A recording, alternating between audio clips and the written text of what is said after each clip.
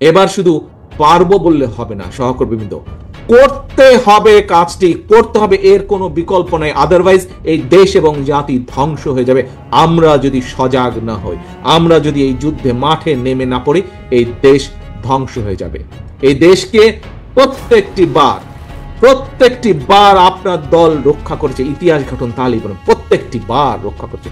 শহীদ জিয়া, খালেদা জিয়া যতবার দেশ পরিচালনার দায়িত্ব পেয়েছে তার আগে দেশের কি অবস্থা হয়েছে, এখন শহীদ জিয়া এবং খালেদা জিয়ার দায়িত্ব আপনাদের কাঁধে এসে পড়েছে।